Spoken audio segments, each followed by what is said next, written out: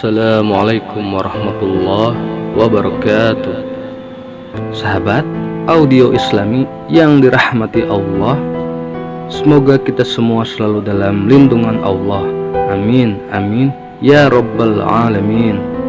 Kita akan membahas tentang penyihir yang pernah menyihir Nabi SAW, Labid ibn Aqsam, seorang Yahudi yang menyakiti Nabi SAW dengan sihirnya. Siapa Labid bin Aqsam? Bagaimana kisah sihir ini terjadi dan bagaimana bisa lepas sihir ini dari Nabi SAW? Pertama, dalam Al-Quranul Karim Allah subhanahu wa ta'ala berfirman, la tajidanna asyaddan nasi adawatan lilladina amanul yahuda walladina asyraku wa la tajidanna aqrabahum mawaddatan lilladina amanu alladina qalu inna nasara dzalika bi anna minhum qissisina wa ruhbanan wa annahum la yastakbirun. Sungguh engkau akan mendapati wahai Muhammad manusia yang sangat keras permusuhannya terhadap orang-orang yang beriman. Mereka adalah orang-orang Yahudi dan orang-orang musyrik yang menyekutukan Allah. Dan sungguh engkau akan mendapatkan juga manusia yang lebih dekat dan mencintai orang-orang yang beriman. Mereka lah orang-orang yang mengatakan kami adalah Nasrani. Karena yang demikian itu di antara mereka ada para pemimpin-pemimpin, padri-padri ataupun pendeta-pendeta yang mereka tidak sombong kepada Allah subhanahu wa ta'ala. Dari ayat ini ma'asyiral muslimin yang dimuliakan Allah azza wa jal, manusia yang paling memusuhi kita ini orang-orang Yahudi. Berbeda orang-orang Nasrani, karena orang-orang Nasrani itu di zaman Rasul banyak masuk Islam. Bahkan di zaman para khulafaur rasyidin, negara-negara Nasrani semua jadi negara Islam. Syam dulu negara Nasrani, kemudian jadi negara Islam. Yaman dulu negara Nasrani, kemudian jadi Islam. Kemudian Mesir dulu negara Nasrani, kemudian negara Islam. Kemudian Ethiopia, Habasyah, dan banyak negara-negara Nasrani berubah jadi negara Islam. Berbeda dengan Yahudi.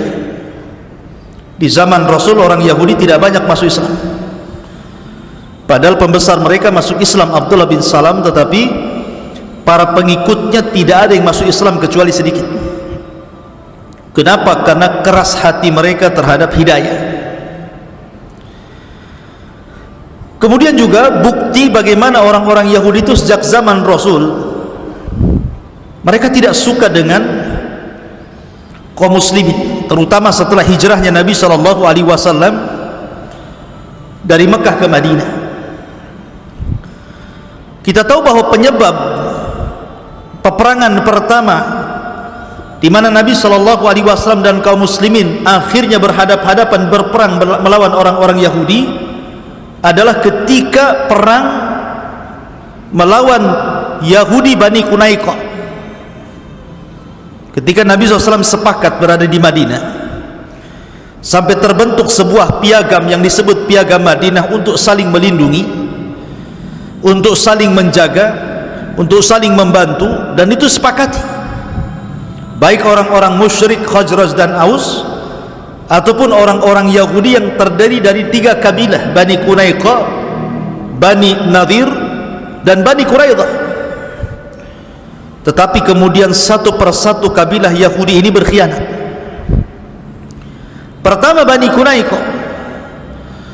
ketika ada seorang wanita muslimah belanja di pasar Bani Kunaiko, karena kita tahu bahwa Bani Kunaiko yang menguasai perekonomian ketika itu. Jadi pasar Madinah itu yang paling besar adalah pasarnya Yahudi Bani Kunaiko. Mereka lah yang kemudian menguasai perekonomian Madinah, Yathrib kala itu. Rupanya ada seorang wanita muslimah belanja di pasar orang Yahudi, kemudian disingkap kehormatannya, ditarik sampai kemudian auratnya tampak dan diketawakan orang satu pasar. Maka orang yang membuka aurat wanita muslimah ini kemudian dibunuh oleh seorang sahabat karena melihat ada seorang wanita dilecehkan. Dia ngambil pedang kemudian ditebas orang itu.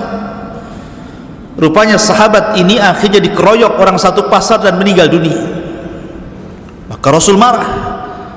Akhirnya Rasul mempersiapkan pasukan, kemudian mengepung Bani Qunaiqah.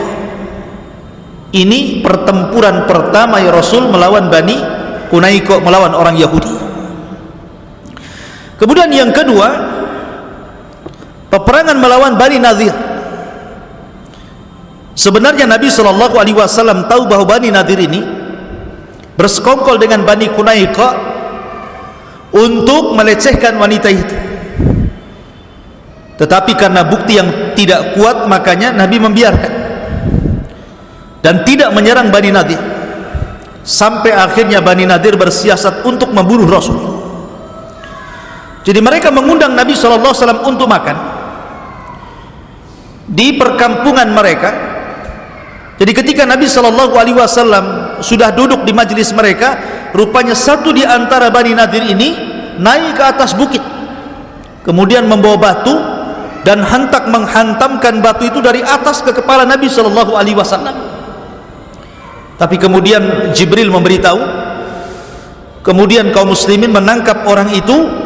Karena pengkhianatan ini, akhirnya Rasul dan kaum muslimin menyerang Bani Nadir. Kemudian perang melawan Bani Quraidah, dan ini terakhir dari kabilah orang Yahudi. Karena ketika itu Bani Quraidah setelah melakukan perjanjian bersama kaum muslimin dalam perang Ahzab, mereka berkhianat. Karena dilihatnya Nabi dan pasukannya ketika itu diserang oleh orang-orang musyrik dari Arab dari berbagai macam penjuru, dan mereka menyangka pasti Muhammad akan kalah. Akhirnya mereka berkhianat, kemudian pro kepada orang-orang musyrik dan juga orang-orang munafik dari dalam. Rupanya Allah Subhanahu wa taala memberikan pertolongan kepada Rasul di Ahzab atau di Khandaq. Allah menangkan dalam peperangan ini. Maka selesai peperangan Khandaq dimenangkan kaum muslimin. Ketika Nabi SAW sedang mandi, datanglah Jibril kepada Rasul, kemudian mengatakan, ya Muhammad, kumpulkan pasukan, katakan kepada mereka serbu Bani Quraidah, karena mereka sudah berkhianat. Maka Nabi setelah mandi mengumpulkan seluruh pasukan, kemudian mengatakan, idhabu ila Bani Quraidah fala tusalliyanna ahadakumul asra illa fi Bani Quraidah. Serbu, gempur Bani Quraidah, segerakan jalan kalian, jangan ada yang sholat asar di jalan kecuali sampai di Bani Quraidah. Akhirnya berangkat para sahabat dan menggempur Bani Quraidah. Lah tiga kabilah yang berkhianat ini akhirnya mereka diusir dari Madinah, dan mereka pun kemudian bergabung dengan teman-teman mereka di Khaybar. Khaybar itu satu kota yang cukup kaya, penghasil kurma terbaik Madinah ketika itu di Khaybar. Rupanya Allah Subhanahu wa taala mendengar orang-orang Khaybar ini sudah mempersiapkan pasukan untuk menyerbu Rasul, dan mereka adalah gabungan kabilah-kabilah Yahudi yang terusir dari Madinah. Maka Rasul mengepung Khaybar, dan ini pertempuran terakhir Rasul melawan orang-orang Yahudi di Khaybar, dan Allah menangkan di tangan Ali radhiyallahu an, sehingga benteng Khaybar hancur.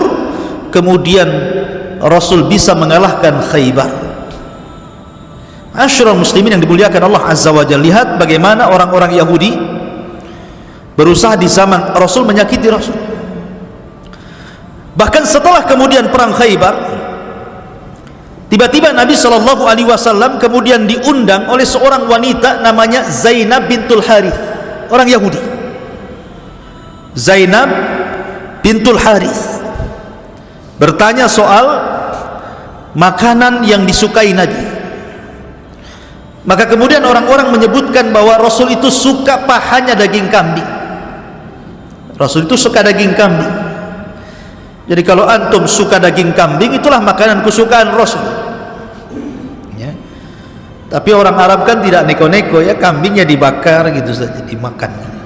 Kalau kita kan dimacam-macam ya, digulai, dirawon, dimacam-macam gitu. Jadi Rasul itu suka dengan paha kambing. Maka wanita ini langsung mempersiapkan paha kambing untuk Nabi, untuk disedekahkan maksudnya. Tapi Rasul tidak menerima sedekah. Keluarga Rasul tidak menerima sedekah. Rasul itu hanya menerima hadiah. Maka kemudian wanita ini akhirnya memasak kambing banyak-banyak, kemudian mengundang Nabi SAW dan sebagian para sahabat untuk makan di rumahnya. Setelah kemudian wanita ini melumuri racun di paha kambing itu, maka kumpullah para sahabat Rasul. Kemudian makanan pun dihidangkan di hadapan mereka. Kemudian Nabi SAW mencicipi sedikit dari daging kambing yang beracun itu. Tiba-tiba Allah Subhanahu wa ta'ala membuat bicara kambing itu. Jadi paha kambing itu tahu-tahu bicara, dan itu mukjizat Nabi ya. Tiba-tiba kemudian paha kambing ini berbicara, memberitahu bahwa di dalam dirinya ada sum, ada racun. Maka Rasul langsung terdiam, tapi masa sudah terkunyah sebagiannya. Maka Rasul mengatakan kepada para sahabat, "Auqaf, jangan makan lagi. Sesungguhnya daging ini memberitahu saya bahwa dia ada racunnya." Rupanya ada seorang sahabat yang terlanjur memakan sama dengan Nabi SAW, dan 1 tahun setelahnya dia meninggal dunia akibat racun itu. Tapi Rasul memiliki fisik yang kuat sehingga lama dia meninggal akibat racun itu. Tapi lihat bagaimana kekejian orang-orang Yahudi membunuh Rasul, berusaha untuk membunuh Rasul.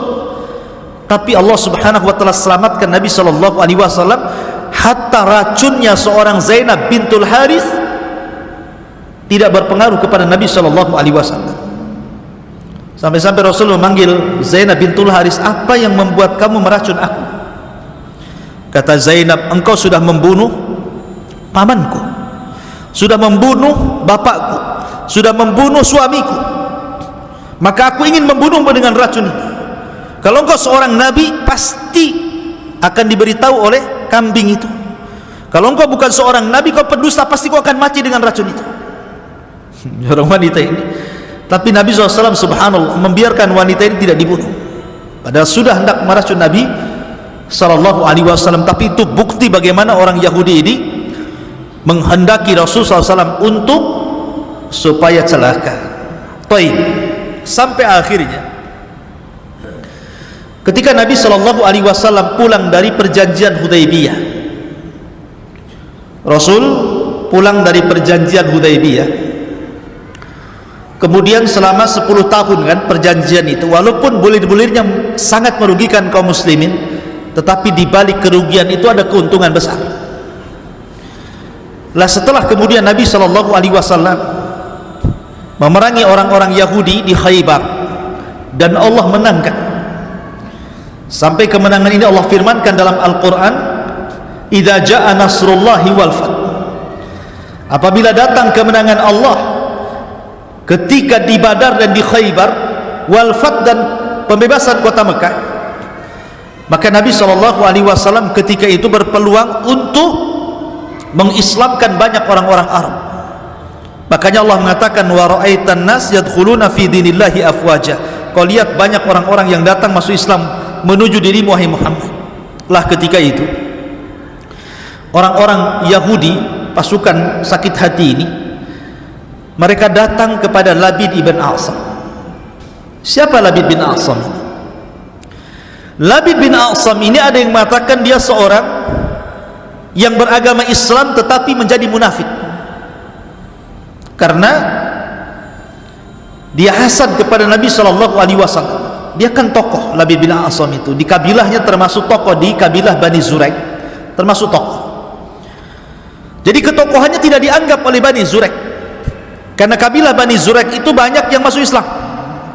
Hasadlah dia kepada Nabi SAW. Dan Labid bin A'sam ini terkenal di zaman jahiliyah itu penyihir kondang, satu keluarga menjadi penyihir. Jadi Labid bin A'sam, kemudian anak-anaknya lebih canggih lagi sihirnya. Labid bin A'sam itu punya putri-putri, justru putri-putri Labid bin A'sam lebih jahat lagi sihirnya dibandingkan Labid bin A'sam. Tapi satu keluarga itu tukang sihir, keluarga dukun bahasa kitanya. Jadi dia hasad kepada Nabi SAW, pura-pura masuk Islam, tetapi selalu ingin mencelakai Nabi SAW. Sebenarnya dia bukan orang Yahudi, dia orang Arab, tetapi ada yang mengatakan dia diangkat oleh orang tua angkat Yahudi, karena ketika itu di Madinah banyak orang Yahudi, maka loyalitasnya lebih banyak ke Yahudi dibandingkan ke Arab. Maka orang-orang pun mengatakan Labid ibn A'sam Yahudi, seorang Yahudi. Jadi ada yang mengatakan dia Yahudi, ada yang mengatakan dia munafik, dia Muslim tapi munafik, karena hasad dengan Nabi SAW. Dan dialah yang mengasas ajaran-ajaran sesat dalam Islam. Labid bin A'sam inilah yang mengasas ajaran-ajaran sesat dalam Islam. Karena Labid bin A'sam ini punya murid namanya Talut. Talut itu anak dari saudarinya Labid. Kemudian Talut ini punya murid namanya Aban ibn Sam'an. Aban ibn Sam'an. Kemudian Aban ibn Sam'an ini punya murid namanya Ja'ad ibn Dirham. Ja'ad ibn Dirham, pengasas akidah Jahmiyah. Ja'ad ibn Dirham ini. Dan Ja'ad ibn Dirham ini punya murid namanya Jahm ibn Safwan. Lah dari Jahm inilah lahir akidah yang disebut dengan Jahmiyah. Jadi silsilah Jahmiyah ini dari Jahm ibn Safwan. Kemudian Jahm ibn Safwan berguru kepada Ja'ad ibn Dirham. Ja'ad ibn Dirham berguru kepada Aban bin Sam'an. Kemudian Aban bin Sam'an berguru kepada Talut, anak saudari Labid, dan anak saudari Labid berguru kepada Labid ibn A'sam, penyihir Rasul. Muncullah akidah Jahmiyah. Dan dari Jahmiyah ini lahir akidah Mu'tazilah, yang kemudian di zaman Khalifah Abbasiyah berkembang sampai banyak ulama ahli sunnah dibunuh di zaman itu. Sampai Imam Ahmad bin Hanbal rahimahullahu ta'ala disiksa, bolak-balik masuk penjara, hampir meninggal di penjara Imam Ahmad itu, gara-gara akidah Mu'tazilah turunan daripada akidah Jahmiyah. Jadi yang mengasas akidah ini dari mulai siapa? Labid bin A'sam ini. Bayangkan, dari menyihir Rasul, kemudian menurunkan akidah sampai kepada merusak kaum muslimin setelahnya. Siapa Labid bin A'sam? Hebat sekali. Dia seorang Yahudi dari Bani Zuraik. Lah ketika orang-orang Yahudi ini tersakiti karena diusir dari Madinah, akhirnya mereka tinggal di Khaybar. Belakangan Khaybar pun diserang Rasul, akhirnya takluk dan harus membayar jizyah kepada Rasul dan kaum muslimin. Mereka datang kepada Labid bin A'sam munafik ini dan mengatakan, "Ya Labid, ya Aba A'sam, ya Abal A'sam, anta asharu minna wa qad saharna Muhammadan fasaharu minna ar-rijalu wan nisa falam nasna syai'an ya Abal A'sam." Wahai Abal A'sam, saya dengar engkau lebih jago sihirnya dibandingkan kami orang-orang Yahudi. Padahal di dunia ini tidak ada sihir yang lebih jago dibandingkan orang Yahudi. Sihir orang Yahudi itu paling parah, paling sakti mungkin bahasa kita, itu sihir Yahudi. Kenapa? Karena mereka yang pertama mempelajari sihir kepada Harut dan Marut. Wattaba'u ma tatlu syayatin ala mulki Sulaiman wa ma kafara Sulaiman walakinna syayatina kafaru yu'allimuna an-nasa sihra wa ma unzila alal malakaini bi Babila Harut wa Marut. Jadi yang pertama kali mempelajari sihir itu orang Yahudi Babil, orang Yahudi Irak. kepada Harut dan Marut.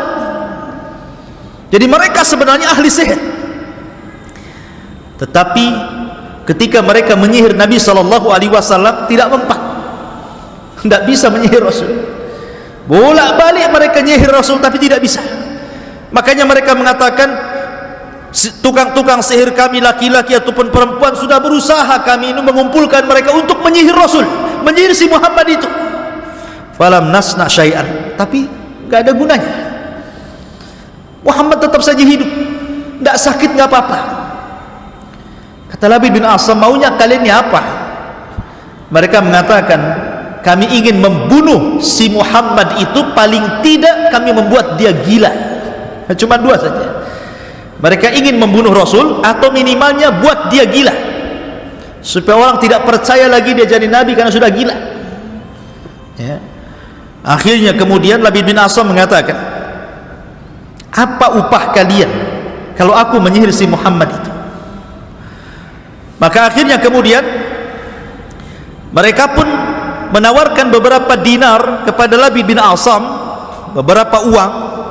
Kalau engkau menyihir Nabi SAW Muhammad itu, kami akan berikan dinar yang banyak. Begitulah ikhwan, bisnisnya tukang sihir itu. Mereka tidak mau percuma kan.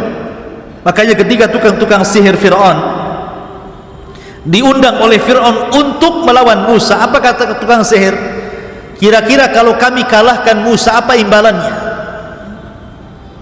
Maka Fir'aun mengatakan, kami akan berikan dunia kepada kalian. Jadi tukang sihir itu berbisnis dengan jin itu sama-sama diuntungkan. Kalau jin diuntungkan karena dia makhluk yang hina menjadi mulia karena disembah manusia. Tapi manusia ketika menyembah jin diuntungkan dengan dunia, diuntungkan dengan kekayaan, karena mereka mencari uang dengan cara seperti itu, menyembah syaitan dan jin, ya. Jadi sama-sama diuntungkan. Dukun dapat dunia, sementara jin dapat kehormatan. Makanya sebenarnya jangan pernah tertipu dengan dukun, karena mereka itu hakikatnya mencari sebanyak-banyaknya keuntungan di dunia. Seperti contohnya dukun yang bisa menggandakan uang. Kalau memang dia dukun asli, mampu menggandakan uang, ngapain dia buat praktek ganda uang? Bagus praktek sendiri saja di rumah. Dia dapat uang 5.000 digandakan 10.000, digandakan 1 juta, digandakan 1 miliar, kaya dia. Ngapain buka praktek? Kaya dia. Kalau dia buka praktek berarti dia tidak bisa menggandakan uang. Dia menggandakan uang orang untuk diri, ya kan? Berarti intinya dia menipu. Banyak pula orang ketipu. Yang ketipu ini bukan orang lulusan SD, doktor pun ketipu pula, profesor ketipu, pejabat negara ketipu, naudzubillah, ya. Masyarul muslimin yang dimuliakan Allah Azza wa Jalla. Jadi intinya mereka itu hanya ingin mendapatkan keuntungan dunia saja. Karena lihat, Labid bin Asam mengatakan, kalau saya sihir Muhammad, saya dapat apa? Maka mereka mengatakan, kami akan kumpulkan dinar, kami akan berikan kepada anda. Deal or no deal? Oh, deal katanya. Siaplah. Kalau sudah deal. Dari situ akhirnya dia menyuruh putrinya, karena putrinya inilah yang paling sakti sihirnya. Dia menyuruh putrinya Labid bin Asam. Maka bergeraklah putri-putri Labid bin Asam ini mencuri bukhul dari Nabi SAW. Maka disebutkan bahwa mereka berhasil mengambil sisir Nabi SAW, mishtun wa musyatah, mushtun wa musyatah, sisir dan rambut yang terikat di sisir itu. Dan jumlahnya 11 rambut yang terikat dari rambut Rasul pada sisir Nabi SAW berhasil dicuri oleh putri-putri Labid bin Asam ini. Dan kata para ulama, sihir yang terdapat buhul ini sihir yang paling bahaya. Sihir kalau sudah menggunakan buhul, dan buhul diambil dari orang yang akan disihir, maka ini sebahaya-bahaya sihir. Lihat, tidak ada yang lebih sakti dukun kecuali yang menyihir Rasul. Caranya seperti itu, diambil buhulnya, ya. Karena orang Yahudi sudah berusaha menyihir Rasul, tidak mempan, gitu ya. Akhirnya mereka datang ke Labid bin A'sam. Rupanya cara seperti itu yang manjur. Akhirnya Rasul terkena sihir. Diambillah kemudian bekas rambut Rasul, ikatan rambut 11 rambut yang terdapat dalam sisi Rasul, dicuri oleh Labid bin A'sam oleh lewat anak-anak putrinya. Maka mulailah kemudian Labid bin A'sam pun membuat bukhul dengan cara apa? Meletakkan rambut itu di bunga kurma yang laki-laki, dimasukkan di situ, kemudian dibungkus, kemudian diletakkan di sumur yang tidak jauh dari Masjid Nabawi. Ada yang mengatakan sumur itu namanya Darwan, ada yang mengatakan sumur itu namanya Awan, pakai alif, Awan, ada yang mengatakan Darwan ya. Tapi yang masyhur sumur itu namanya Darwan, karena di sekitar Masjid Nabi itu banyak sumur. Ada namanya sumur miliknya Abu Talha, Bairuha namanya, ada sumur Bairuha. Rasul suka wudu di situ. Sampai akhirnya oleh Abu Talha diinfakkan kepada Rasul ketika turun ayat lan tanalul birra hatta tunfiqu mimma tuhibbun. Kemudian di situ juga ada sumur orang Yahudi. Ya. Namanya sumur rumah. Sumur rumah itu dulu sumurnya orang Yahudi, dan itu sumur yang paling banyak sumbernya. Sampai orang-orang Islam itu beli dari sumur itu. Setiap hari mahal, naik lagi harganya, naik lagi harganya. Sampai akhirnya karena kaum muslimin tidak sanggup beli, Rasul mengatakan man ishtara bi'ra rumah falahul jannah. Siapa yang membeli sumur itu, kujamin dia masuk surga. Berdirilah Utsman bin Affan dan mengatakan fa ana ashtarituha, aku yang akan membelinya wahai Rasul. Maka Rasul membelinya dengan cara yang luar biasa, perdagangan taktik yang luar biasa. Utsman bin Affan karena kecerdasannya, dia mampu membeli sumur itu, padahal orang Yahudi tidak mau jual sumur itu. Gimana nggak mau jual hasilnya tiap hari? Tapi dengan kecerdasan Utsman bisa merayu orang Yahudi menjual sumur itu. Coba bayangkan.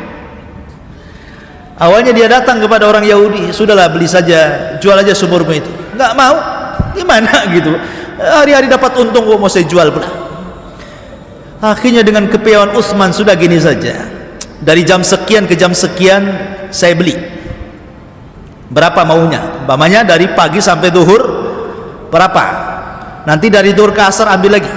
Saya mau jam segini saja, aku beli berapa kau mau?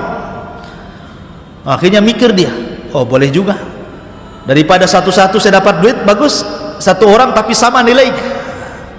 Ya sudah, sekian, lebih besar dibandingkan kalau seandainya orang beli dapat separuh. Anggaplah namanya satu hari dia dapat 5 juta, kata Utsman saya beli 10 juta dari jam 7 sampai jam 12 namanya. Oke. Setelah deal, kata Utsman bin Affan, diumumkan kepada kaum muslimin, dari jam 7 ke jam 12 kalian ambil air, selebihnya jangan ambil air. Akhirnya apa? Semua kaum muslimin ketika waktu dibelinya Utsman dari jam sekian ke jam sekian, semua kaum muslimin ambil air. Sudah penuh di rumah-rumah air, dari jam sekian ke jam sekian tidak ada satupun yang beli. Bankrupt lah orang Yahudi ini. Lama-lama, ya sudahlah, aku jual aja sama kamu semua, karena nggak ada yang beli. Kecerdasan Utsman akhirnya mampu menguasai sumur orang Yahudi ini, sumur rumah. Itu juga dekat dengan Masjid Nabawi. Lah ada juga sumur Darwan namanya, itu sumur yang punya Bani Zurek, tanahnya dekat Masjid Nabawi. Lah Labid bin A'sam ini meletakkan bukhulnya di sumur itu, sumur Darwan, menunjukkan bahwa bukhul itu tidak jauh-jauh dari orang yang akan disihir. Akhirnya setelah diletakkan di sumur itu, mulailah Nabi SAW ada pengaruh dari sihir itu. Ada yang mengatakan 40 hari, ada yang mengatakan 6 bulan, ada yang mengatakan 1 tahun. Riwayat Zuhri mengatakan 6 bulan. Jadi ada yang mengatakan 1 tahun. Bayangkan, Rasul tidak sadar kalau dia tersihir selama 6 bulan, ada yang mengatakan sampai 1 tahun. Bayangkan, nggak terasa kalau dia tersihir. Cuman Nabi SAW itu terpengaruh dari badannya, fisiknya melemah. Dalam riwayat itu, dalam riwayat Bukhari Muslim, Contohnya ketika dia hendak mendatangi istrinya, dia tidak sanggup, melemah kondisinya gitu ya. Dia tidak bisa mendatangi, mungkin bahasa kitanya tiba-tiba dia impoten gitu ya, tidak sanggup melakukan hubungan dengan suami istri, langsung melemah. Karena memang sihir itu disebutkan dalam Al-Quran, yufarriquna bihi bainal mar'i wa zawji, memisahkan suami istri. Jadi Rasul semakin hari semakin melemah, tidak bisa mendatangi istrinya. Akhirnya yang mempengaruhi sihir itu ke badan Rasul, bukan kepikirannya. Kalau pikirannya sehat, otaknya waras, pikirannya sehat, jadi nggak pengaruh dengan wahyu sama sekali. Cuman badannya melemah saja. Artinya bahwa yang diserang itu badan, bukan pikiran, menunjukkan bahwa wahyu Allah Subhanahu wa taala tidak pengaruh. Hanya fisik Rasul saja yang melemah. Melemah, semakin hari melemah, semakin hari melemah. Akhirnya kemudian Aisyah radhiyallahu anha heran. Bertanyalah Aisyah radhiyallahu anha, Rasul, kamu ini semakin hari semakin aneh, fisikmu semakin lemah. Coba kau berdoa kepada Allah, minta fatwa, ada apa dengan kamu itu? Akhirnya kemudian Rasul pun ketika disarankan Aisyah radhiyallahu anha, mulai ba'da isya dia sholat, kemudian dia berdoa sampai mendekati fajar. Kemudian dia tertidur. Ketika mendekati fajar dia tertidur. Dalam tidurnya itulah ditampakkan kepada Rasul bukhulnya Labid ibn A'sam. Dalam tidurnya Rasul ditampakkan bukhulnya Labid bin A'sam yang diletakkan di sumur Darwan itu. Lah ketika itulah turun malaikat Jibril dan Mikail. Dalam riwayat tidak disebutkan dua malaikat, dalam riwayat Jibril dan Mikail turun. Jibril di kepalanya Rasul, Mikail di kakinya Rasul. Kata Jibril, ada apa dengan Muhammad ini? Ada apa dengan Muhammad ini? Maka kemudian kata Mikail, suhir, dia disihir. Dalam hadis itu matbub itu semacam optimisme lah. Dibilang gimana kondisimu? Alhamdulillah, padahal dia sakit. Itu namanya optimis kan, supaya sembuh. Maka bahasa Arabnya matbub itu diobati maksudnya ya. Tapi sebenarnya dia kena sihir. Bahasa kitanya dia terkena sihir. Wahai Jibril, kata Jibril, siapa yang menyihirnya? Kemudian Mikail mengatakan, Labid ibn A'sam, seorang Yahudi dari Bani Zurek. Kemudian dengan apa bukhulnya? Kemudian kata Mikail, bimushtin wa musyatah, dengan sisir dan rambut yang terikat di sisir itu. Kemudian di mana diletakkan bukhul itu? Maka Mikail mengatakan di sumur Darwan, dekat dengan rumah Nabi. Maka ketika Nabi SAW tertidur itu dimimpikan sama dalam mimpinya oleh Allah Azza wa Jal bahwa dia disihir Labid bin A'sam. Kemudian dia diberitahu di mana buhulnya, sampai ketika dia terbangun hilang sihirnya. Karena ketika itu malaikat Jibril meruqyah Rasul saat Rasul tertidur. Diruqyah oleh Jibril dengan dua surat perlindungan, Qul a'udzu birabbin nas dan Qul a'udzu birabbil falaq, yang jumlah ayat kesemuanya 11 ayat, sebagaimana jumlah dari rambut yang terlilit di sisir Rasul 11 rambut. Jadi setiap rambut dibacakan nama-nama setan, dibacakan mantra-mantra dan nama setan dan pengagungan terhadap setan, sehingga sampai 11 nama setan disebutkan dalam buhul itu. Maka setiap dibaca satu ayat lepas satu ikatan, dua ayat lepas dua ikatan, sampai 11 ayat, dua surat itu kalau dikumpulkan 11 ayat, maka hilanglah ikatan-ikatan bukhul itu, sehingga Rasul tersadar. Kata para ulama, orang kalau terkena sihir ya kawan, kemudian anda minta berdoa kepada Allah, kenapa badan saya ini, saya sudah datang ke dokter angkat tangan tidak mampu mengobati, saya sudah operasi pun tidak sembuh-sembuh, ada apa dengan saya ini? Apa ada orang menyihir saya? Minta petunjuk Allah Azza wa Jalla setiap hari, dalam sholatnya, dalam tahajudnya.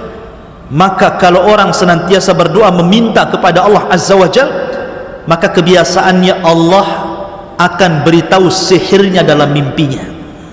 sebagaimana Rasul meminta, akhirnya Allah kasih tahu dalam mimpinya. Maka kita juga sama. Kalau orang tersihir kemudian meminta terus berdoa untuk kesembuhan, biasanya Allah gambarkan dalam mimpinya siapa yang menyihirnya, di mana bukulnya, dan itu salah satu jalan mengobati. Ya. Jangan berdoa kepada Allah Azza wa Jalla sebagaimana Rasul berdoa kepada Allah. Maka selesai kemudian Rasul terbangun, Nabi langsung memerintahkan Ali bin Abi Thalib, dalam riwayat Ammar bin Yasir, dalam riwayat Zubair bin Awwam, dalam riwayat Zubair bin Qais, dan beberapa riwayat para sahabat Nabi, diajak Rasul ke sumur Darwan itu.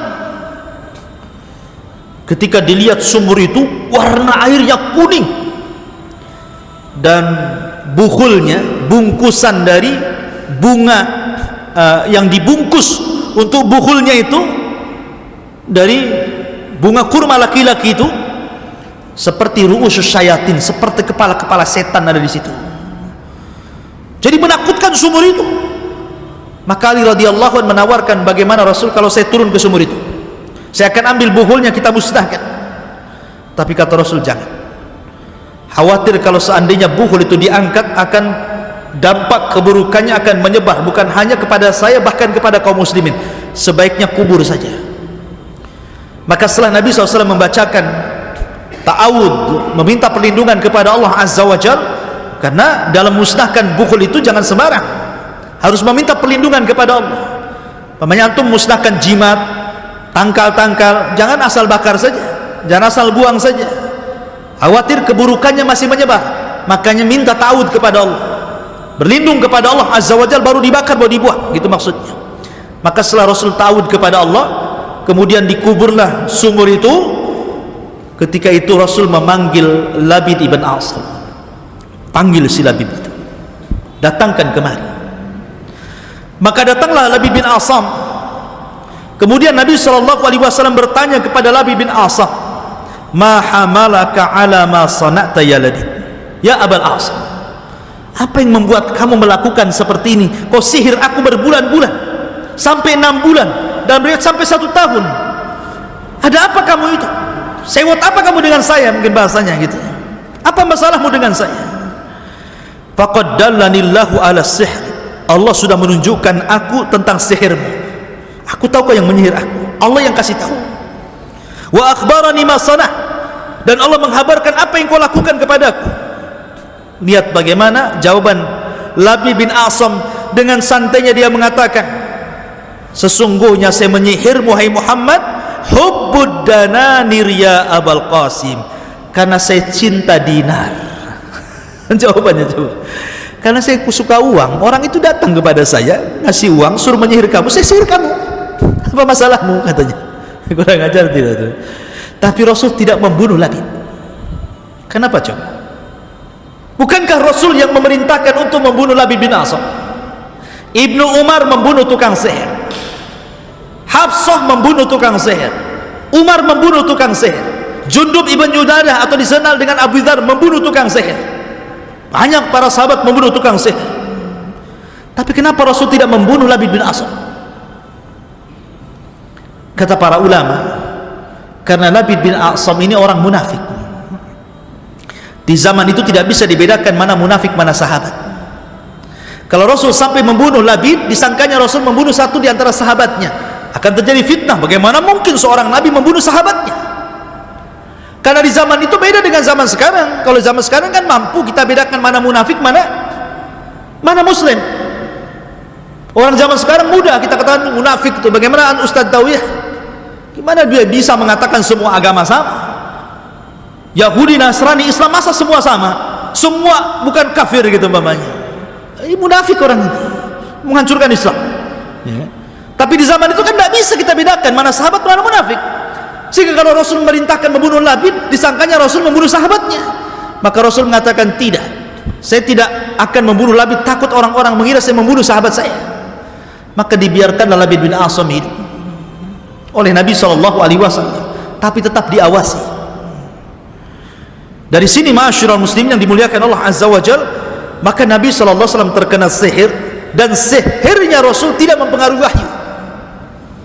Bayangkan Nabi ketika kena sihir itu merasakan sakit yang luar biasa pada badannya.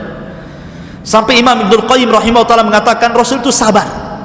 Dia tidak curhat kepada orang. Padahal selama 6 bulan itu dia merasakan sakit yang luar biasa badannya. Tapi sahabat tidak ada yang tahu kalau Rasul sedang sakit. Dia tidak mengeluh kepada siapapun. Dia hanya bermunajat kepada Allah Azza wa Jalla. Ada apa dengan dirinya? Layaknya juga para nabi yang lainnya seperti Nabi Ayub alaihi salatu wassalam. 18 tahun sakit tidak mengeluh kepada Allah Subhanahu wa taala sama sekali. Begitulah para nabi, ikhwan, sabarnya luar biasa dengan sakitnya. Nabi juga sama sabar. Cuma Aisyah radhiyallahu anha yang heran, kenapa kok Rasul makin melemah badannya itu saja. Sehingga dia bertanya, ada apa dengan kau wahai Rasul? Cobalah minta fatwa kepada Allah. Baru ketahuan kalau di situ dia terkena sihir Labid ibn A'sam. Tetapi sekali lagi, sihirnya Labid bin A'sam hanya mempengaruhi badan Rasul, tidak mempengaruhi pikiran Rasul, sehingga tidak pengaruh dengan wahyu sama sekali. Ya, dari sini maka Nabi SAW selamat wahyunya, tapi tidak selamat badannya. Tapi setelah lepas sihir itu, maka Nabi kembali sehat, kemudian beraktivitas sama dengan sebelum kena sihirnya. Badannya sehat kembali, kemudian dia bisa beraktivitas lagi. Tetapi yang jadi masalah racun yang pernah dimakan Rasul dari seorang wanita namanya Zainab bintul Harith, itu mempengaruhi badan Rasul sampai akhirnya Rasul merasakan racun itu ketika di tahun 11 Hijriah. Jadi hampir 3-4 tahun setelah perang Khaybar baru racun itu kemudian berproses. Sebab itulah maka Nabi SAW sakit, dan sebab sakit itulah Nabi SAW meninggal dunia.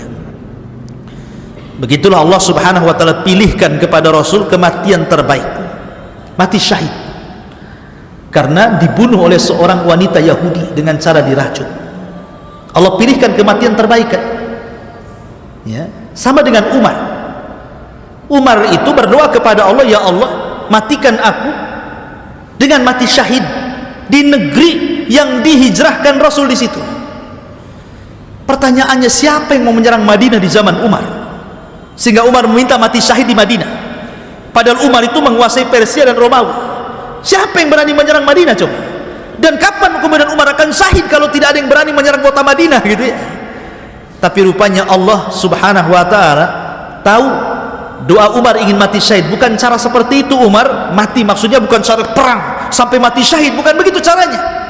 Tapi diutusnya seorang majusi namanya Abu Lu'lu untuk membunuh Umar saat sholat subuh. Ditusuk dari belakang. Dengan sebab tusukan Abu Lu'lu itu Umar meninggal. Ketika dia mendengar, Umar, siapa yang membunuh saya? Kata Ibnu Umar putranya, Abu Lu'lu. Kata Umar, oh, Maula Mughirah, maksudnya budaknya Mughirah yang kafir itu. Kata Ibnu Umar, ya. Langsung dia mengatakan, alhamdulillah alladzi qatalani rajulun lam yasjud lillahi walau kana sajda. Segala puji bagi Allah yang membunuhku ada seorang laki-laki yang tidak pernah sujud walaupun satu kali. Artinya dia mati syahid. Nah, sebagaimana Umar juga demikian mati syahid di Madinah Rasulullah, maka Rasul pun dibuat kematian terindah dengan cara mati syahid. Pengaruh racun itu akhirnya berpengaruh kepada Nabi SAW. Dengan sebab itu Rasul sakit, dengan sakit itulah Rasul meninggal dunia. Sahabat audio Islami yang dirahmati Allah, semoga bermanfaat. Wallahu a'lam bissawab.